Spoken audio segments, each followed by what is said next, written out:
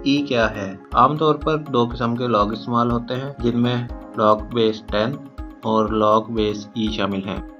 Log base 10 और कुछ नहीं बल्कि 10 के मल्टीपल्स हैं। 10, 100, 1000, 10,000। log 10 टू द बेस 10 1 के इक्वल आएगा। log 100 टू द बेस 10 2 के इक्वल है। log 1000 टू द बेस 10 3 के इक्वल है। log 10,000 टू द बेस 10 4 के इक्वल है, और इस तरह ये आगे चलते जाएंगे। आप देख सकते हैं हम log बेस 10 की मदद से 10 के मल्टीपल्स को होल नंबर्स में कन्वर्ट करते जा रहे हैं। दूसरे अल्फाज में हम कह सकते हैं कि log बेस 10 बड़े नंबर्स को छोटे नंबर्स में कन्वर्ट कर देता है। लेकिन हम ये जानना चाहते हैं कि log बेस ई क्या है। इसे नेचुरल लॉग भी कहा जाता है। log बेस ई के लिए नोटेशन ln इस्तेमाल की जाती है। जी हाँ, log बेस ई को ln से भी रिप्रेजेंट किया जा सकता है। यानी अगर लिखा गया है log 30 बेस ई, इसको हम कुछ इस तरह से भी लिख सकते हैं ln 30 या नेचुरल लॉग ऑफ 30। ये ई क्या है? ई असल में एक यूलर नंबर है, जिसे मैजिकल नंबर या इरेशनल कांस्टेंट भी कहा जाता है। ई के बारे में जानने के लिए हमें ग्रोथ के बारे में जानना पड़ेगा। फर्ज कर लेते हैं ग्रोथ हर बार डबल हो रही है। एक टाइमलाइन दिखाई गई है। इस टाइमलाइन पे ये आज का दिन है और हर यूनिट एक टाइम पीरियड को रिप्रेजेंट कर रहा है। फर्ज करें आपके पास शुरू में 1 रुपया है। पहले टाइम पीरियड के बाद आपका ये 1 रुपया डबल होकर 2 रुपए हो जाएंगे। दूसरे टाइम पीरियड के बाद 2 रुपए डबल होकर 4 रुपए हो जाएंगे, और इसी तरह तीसरे टाइम पीरियड के बाद 4 रुपए डबल होकर 8 रुपए हो जाएंगे। ऐसा इसलिए क्योंकि हम ये मान के चल रहे हैं कि ग्रोथ डबल है। ग्रोथ जो कि 1 से 2, 2 से 4, 4 से 8 की सूरत में डबल हो रही है, इसे हम कुछ इस तरह से भी देख सकते हैं। हर टाइम पीरियड के आखिर में आने वाला नंबर 2 की पावर की शक्ल में लिखा जा सकता है।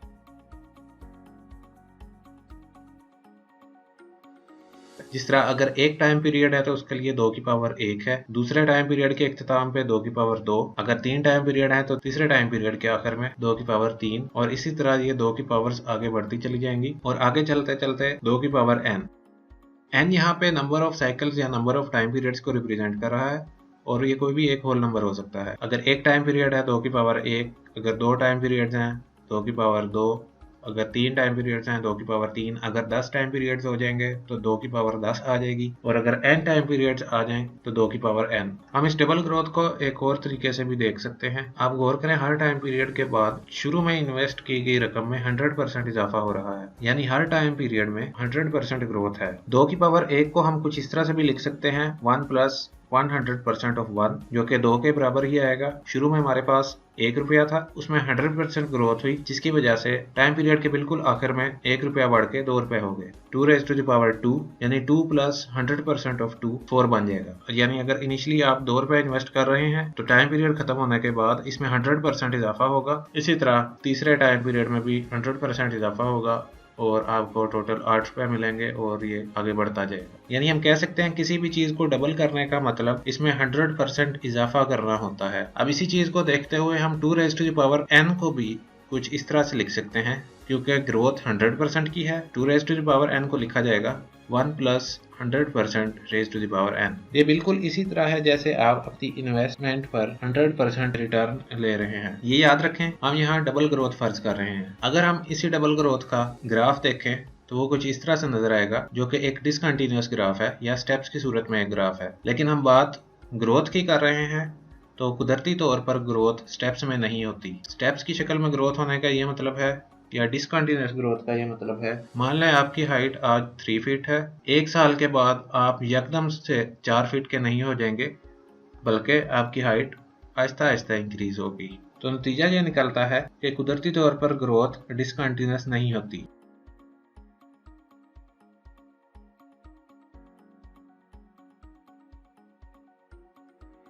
हम यहाँ पर 100% ग्रोथ रेट के साथ 1 रुपए में इजाफे की बात कर रहे हैं। जैसे कि हम पहले पढ़ चुके हैं, 2 raise to the power n को हमने 1 plus 100% raise to the power n लिखा। ग्रोथ को हम छोटी क्लासेस में पढ़ चुके हैं, जिसे हम कंपाउंड इंटरेस्ट कहते हैं। इसी फार्मूले में प्रिंसिपल या P1 है, जो इनिशियली इन्वेस्ट की गई रकम है 1 रुपए है। Rate of interest 100%। Number of cycles हम फर्ज कर लेते हैं जो एक टाइम पीरियड हमने बनाया था वो 1 साल का है। नंबर ऑफ साइकिल्स या नंबर ऑफ टाइम पीरियड्स। जैसे ही इस फार्मूले के अंदर ये वैल्यूज पुट करेंगे तो आपके पास डबल ग्रोथ बन जाएगी, जो कि 1 plus 100% raise to the power n के इक्वल आएगी। ये बात याद रखें, रेट ऑफ इंटरेस्ट एक साल में 100% फर्ज किया गया है। अगर टाइम पीरियड इंक्रीज भी हो रहा है एक साल के दौरान, टोटल रेट ऑफ इंटरेस्ट आपका 100% ही रहेगा। मजीद समझने के लिए हम 3 बैंक कंसीडर करते हैं और ये 3 बैंक हमें क्या ऑफर कर रहे हैं। पहला बैंक हमें कहता है आपको 100% पर ईयर इंटरेस्ट मिलेगा साल के आखिर में, यानी कंपाउंडेड एनुअली है। दूसरा बैंक ये कहता है कि आपको कंपाउंडेड हाफ ईयरली इंटरेस्ट मिलेगा, यानी हर 6 माह बाद आपको कुछ ना कुछ इंटरेस्ट मिलेगा। तीसरा बैंक भी आपको 100% per year rate of interest provide कर रहा है, लेकिन ये कहता है हम आपको अमाउंट जो पे करेंगे वो कंपाउंडेड क्वार्टरली होगी, यानी आपको हर 3 माह बाद कुछ ना कुछ इंटरेस्ट मिलेगा, लेकिन साल के आखिर में ओवरऑल रेट ऑफ इंटरेस्ट 100% ही रहेगा। कंपाउंड इंटरेस्ट का फार्मूला है is equal to P into 1 plus R by 100 raise to the power n। अगर कंपाउंडेड एनुअली की बात करें, हम प्रिंसिपल अमाउंट हमारे पास 1 है, यानी 1 रुपया शुरू में हम इन्वेस्ट कर रहे हैं। रेट ऑफ इंटरेस्ट जैसा कि शुरू में बता दिया गया 100% है और कंपाउंडेड एनुअली है, एक साल है, पूरे साल के बाद आपको इंटरेस्ट मिलेगा, ये अमाउंट पे होगी। तो नंबर ऑफ साइकिल्स जो है वो 1 हो जाएंगे आपके पास। यही सारी वैल्यूज जैसे ही हम इसी फार्मूले में रखेंगे तो हमें आंसर मिलेगा 2। जैसे ही एक साल कंप्लीट होगा आपको 1 रुपए के बदले में 2 रुपए मिलेंगे। दूसरे बैंक की अगर बात करें, कंपाउंडेड हाफ ईयरली जो ऑफर कर रहा है, इसको थोड़ा सा समझना पड़ेगा। हम पूरा साल एक लाइन सेगमेंट से रिप्रेजेंट करते हैं, क्योंकि कंपाउंडेड हाफ ईयरली है, इस वजह से साल को हम 2 हिस्सों में डिवाइड कर देंगे। कंपाउंडेड हाफ ईयरली होने की वजह से इसका मतलब ये हरगिज नहीं है कि आपको 6 माह बाद 100% और यहाँ पे 6 माह बाद 100% इंटरेस्ट मिलेगा, बल्कि इसका ये मतलब है कि आपको पहले 6 महीने में 50% रेट ऑफ इंटरेस्ट मिलेगा और अगले 6 महीने में भी 50% रेट ऑफ इंटरेस्ट मिलेगा। क्योंकि एक साल है, कंपाउंडेड हाफ ईयरली है, साल को 2 हिस्सों में डिवाइड किया है, रेट 100% है, 100 डिवाइडेड बाई 2 50%, यानी 6 महीने का रेट ऑफ इंटरेस्ट 50% हो जाएगा। R 50 हो गया। अब साइकिल्स कितने हैं इसमें, नंबर ऑफ साइकिल्स अगर आप देखें, 0 से 6 महीने तक एक साइकिल है, 6 महीने से 12 महीने तक दूसरा साइकिल है। नंबर ऑफ साइकिल्स जो हैं वो 2 हो गए, या 2 टाइम पीरियड्स हो गए। n की जगह 2 आ जाएगा, आर की जगह 50 आ जाएगा। प्रिंसिपल अमाउंट 1 रुपी है, वो 1 ही रहेगी। जैसे ही फार्मूले में वैल्यूज पुट करेंगे हम, तो हमें कुछ इस तरह से जवाब मिलेगा। एक साल के बाद जो दूसरा बैंक हमें अमाउंट ऑफर कर रहा है कंपाउंडेड हाफ ईयरली की शर्त के साथ, 1 रुपए के बदले हमें 2.25 रुपए मिलेंगे। दोनों का मुवाजना करें अगर कंपाउंडेड एनुअली और कंपाउंडेड हाफ ईयरली, तो कंपाउंडेड हाफ ईयरली में कुछ बेहतरी है। पहले एक कंप्लीट ईयर है, जैसे ही हमने पूरे साल को 2 हिस्सों में डिवाइड किया, जो हमें अमाउंट साल के आखिर में मिल रही है उसमें कुछ ना कुछ इजाफा हो गया। अब कंपाउंडेड क्वार्टरली की बात करते हैं। एक लाइन सेगमेंट एक साल को रिप्रेजेंट कर रहा है, कंपाउंडेड क्वार्टरली की वजह से हम इस साल को 4 हिस्सों में डिवाइड कर देंगे, यानी आपको हर 3 माह के बाद इंटरेस्ट मिलेगा। 0 से 3, 3 से 6, 6 से 9 और 9 से 12, या एक साल। अब क्योंकि rate of interest 100% per year ही रहेगा, एक साल के दौरान, पूरे साल के दौरान 100% ही रहना है रेट ऑफ इंटरेस्ट, लेकिन हमने साल को 4 हिस्सों में डिवाइड कर दिया है। जैसे ही 100 को हम 4 से डिवाइड करेंगे तो आएगा 25, यानी हर एक इंटरवल में आपको 25% रेट ऑफ इंटरेस्ट मिलेगा। यानी आर की वैल्यू कंपाउंडेड क्वार्टरली के लिए 25 आ गई। Number of cycles 1 2 3 4। जैसे ही ये वैल्यूज हम इस फार्मूले में रखेंगे तो आंसर आएगा हमारे पास 2.44, यानी 1 रुपया इन्वेस्ट करने पर यह बैंक आपको एक साल के बाद 2.44 रुपए अमाउंट पे करेगा। अब अगर आप देखें तो इनमें कोई खास फर्क नजर नहीं आ रहा, लेकिन ये हम बात कर रहे हैं सिर्फ 1 रुपए के लिए। फर्ज करें अगर आप 1 लाख रुपए इन्वेस्ट कर रहे हैं इस कंडीशन के साथ ही, जो कि एक बहुत ही आइडियल कंडीशन है, समझने के लिए सिर्फ हमने कंसीडर की है। इस केस में अगर आप 1 लाख रुपए इन्वेस्ट कर रहे हैं तो पहला बैंक आपको एक साल बाद 2 लाख रुपए रिटर्न करेगा, दूसरा बैंक 2,25,000 और तीसरा बैंक 2,44,000 रुपए आपको रिटर्न करेगा। अब फार्मूला तो वही यूज हो रहा है हर बार, लेकिन ये बेहतरी आ कैसे रही है। कंपाउंडेड एनुअली एक साल को हम एक लाइन सेगमेंट से रिप्रेजेंट कर रहे हैं। शुरू में हमने 1 रुपया इन्वेस्ट किया और जो हमें साल के आखिर में अमाउंट मिली वो 2 रुपए थी। क्योंकि रेट ऑफ इंटरेस्ट 100% यानी डबल ग्रोथ थी, इस वजह से जब 100% ऑफ 1 इनिशियल अमाउंट में ऐड की जाएगी तो साल के आखिर में आपको 2 रुपए मिलेंगे। कंपाउंडेड हाफ ईयरली की बात करते हैं। एक साल पूरा लाइन सेगमेंट से रिप्रेजेंट किया गया है। कंपाउंडेड हाफ ईयरली है, इसलिए हमने साल के 2 हिस्से कर दिया। हर 6 माह बाद आपको प्रॉफिट मिलना था। शुरू में आपने 1 रुपया इन्वेस्ट किया, 6 महीने के बाद जो आपको इंटरेस्ट मिलेगा वो कुछ इस तरह से होगा। क्योंकि हम साल को 2 हिस्सों में डिवाइड कर रहे हैं तो पहले हिस्से में आपको 50% इंटरेस्ट मिलना था और दूसरे हिस्से में फिर आपको 50% इंटरेस्ट मिलना था। तो पहले हिस्से की अगर बात करें हम, ₹1 का 50% हमारे पास आ जाएगा 0.5 रुपये, और जैसे ही आपका पहला साइकिल कंप्लीट होगा, यानी 6 महीने जैसे ही कंप्लीट होंगे, ये 0.5 रुपये इस इनिशियल अमाउंट में ऐड होंगे और आपको 6 महीने बाद 1.5 रुपये मिलेंगे। अब यही 1.5 रुपये अगले 6 महीने में 50% रेट ऑफ इंटरेस्ट के साथ ग्रो होंगे, यानी नेक्स्ट साइकिल के लिए 1.5 का 50% ऑफ 1.5 जो कि 0.75 है, ये 0.75 इस इनिशियल अमाउंट में ऐड होगा और अगले साइकिल के एंड पे आपको टोटल 2.25 रुपये मिलेंगे।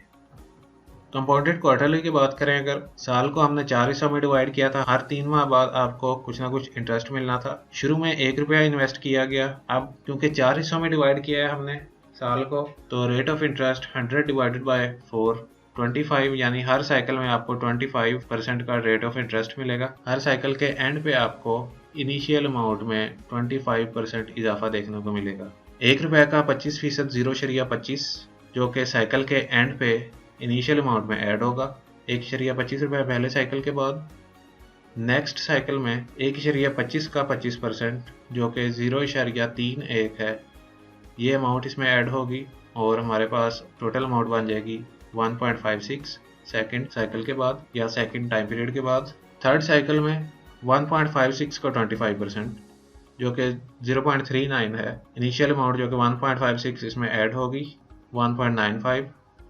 इसी तरह फोर्थ साइकिल में 1.95 का 25% 0.49 1.95 में ऐड होगा, तो साल के आखिर में आपको 2.44 भी अमाउंट मिलेगी।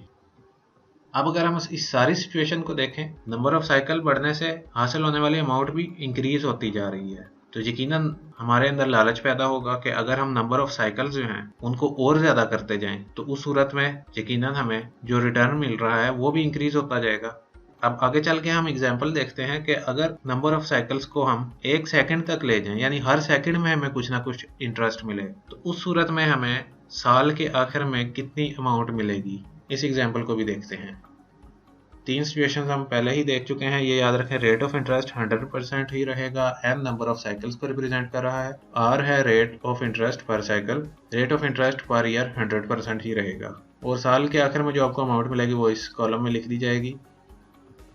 अगर कंपाउंडेड एनुअली है, साल को मजीद डिवाइड नहीं किया गया, सिर्फ एक ही साल, उसके एंड पे आपको ₹1 इन्वेस्ट करने पर ₹2 मिलेंगे। इसी तरह हम दूसरी कंडीशन भी देख चुके हैं, हाफ ईयरली, यानी अगर साल को 2 हिस्सों में तकसीम कर दिया जाए, N2 R50 हो जाता है, उस सूरत में आपको ₹2.25 अमाउंट रिसीव होगी। कंपाउंडेड क्वार्टरली के लिए नंबर ऑफ साइकिल्स 4 हो जाएंगे, साल को हमने 4 हिस्सों में डिवाइड किया था, इस वजह से रेट पर साइकिल हमारे पास 25 हो जाएगा और जो आपको अमाउंट साल के एंड पे मिलेगी वो 2.44 है। अब इससे भी आगे चलते हैं हम, अगर हम कहें कि हमें हर महीने में कुछ ना कुछ इंटरेस्ट मिले, तो उस सूरत में क्योंकि साल में 12 महीने हैं, नंबर ऑफ साइकिल्स 12 हो जाएंगे और rate of interest per year 100% है, पर मंथ कितना हो जाएगा 8.33, और जो अमाउंट आपको मिलेगी 2.613 रुपये, यानी ₹1 इन्वेस्ट करने पर 100% रेट ऑफ इंटरेस्ट के साथ आपको साल के आखिर में 2.613 रुपये अमाउंट मिलेगी।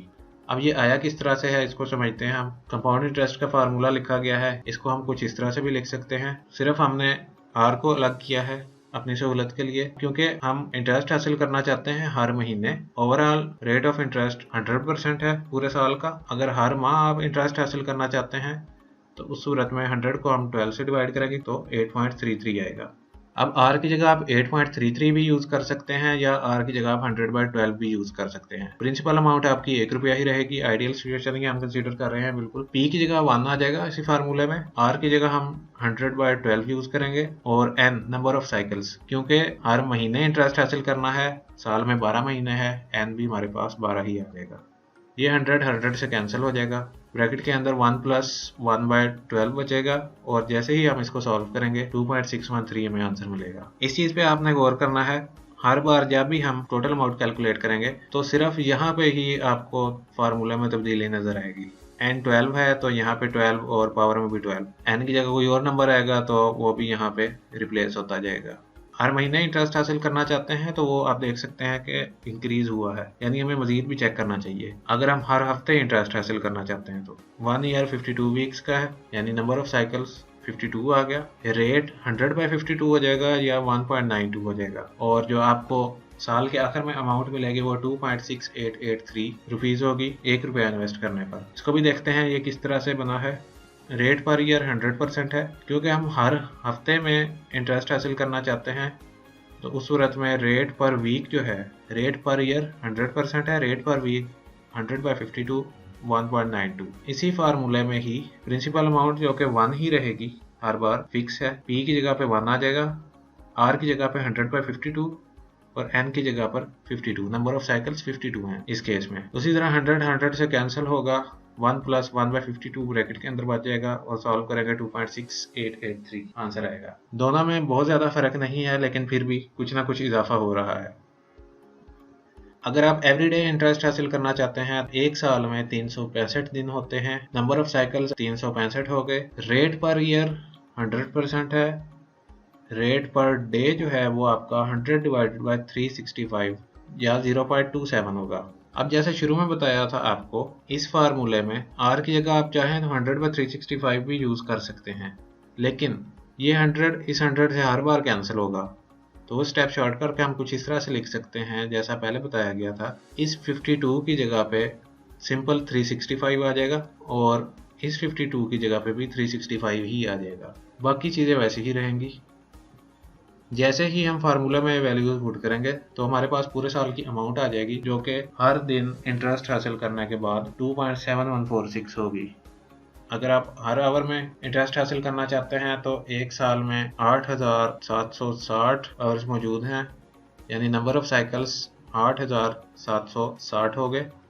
रेट पर ईयर 100 है, हम हर आवर में इंटरेस्ट हासिल करना चाहते हैं, तो उस सूरत में रेट पर आवर हमारे पास हो जाएगा 100/8760। 365 की जगह पे सिंपल आप 8760 को रिप्लेस कर दें, जो साल के आखिर में अमाउंट होगी वो आ जाएगी 2.7181। हर सेकंड अगर आप कुछ ना कुछ इंटरेस्ट हासिल करना चाहते हैं, total number of seconds in 1 year लिखे गए हैं, यानी नंबर ऑफ साइकिल्स आपके पास 3,16,22,400 हैं। यही n की वैल्यू हम 8760 की जगह पे रिप्लेस कर देंगे, तो हमारे पास हर सेकंड इंटरेस्ट हासिल करने के बाद साल के आखिर में टोटल अमाउंट 2.7182।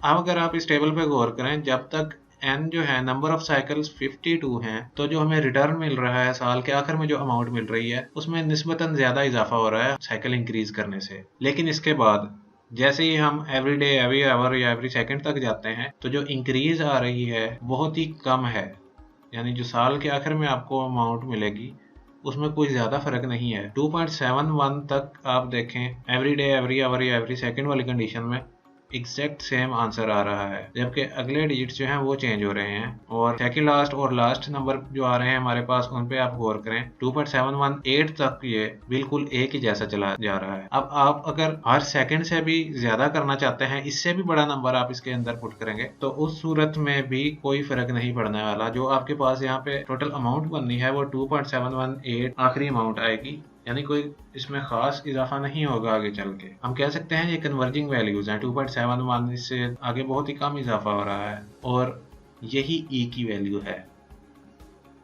ये फार्मूला असल में ई का फार्मूला है। अगर हम इसको बिल्कुल ही जनरल बना दें, यहाँ पे कोई भी नंबर पुट किया जा सकता है। इस नंबर की जगह हम, क्योंकि जनरल बात कर रहे हैं, n आ जाएगा, और पावर भी n। यहाँ पे लिमिट यूज की गई है n अप्रोचेस टू इन्फिनिटी। याद रखें n अप्रोचेस टू इन्फिनिटी है, यानी आप इतना बड़ा नंबर भी यूज कर सकते हैं जो कि इन्फिनिटी से बहुत ही करीब हो, इन्फिनिट ना हो। तो ये है वो ई जिसके बारे में हम बात कर रहे थे। ई की वैल्यू 2.7182, क्योंकि आगे ना ही ये रिकरिंग है ना ही टर्मिनेटिंग है, इस वजह से इसको हम इरेशनल कांस्टेंट भी कह सकते हैं। और फार्मूला इसका is equal to limit n approaches to infinity 1 + 1/n raised to the power n। कोई भी बड़ा नंबर चूज करेंगे तो आपके पास आंसर जो है 2.718 के राउंड अबाउट ही आएगा। इस सारी चीज को देखते हुए ई को डिफाइन कुछ इस तरह से किया गया। E is maximum growth after continuous compounding at 100% growth rate.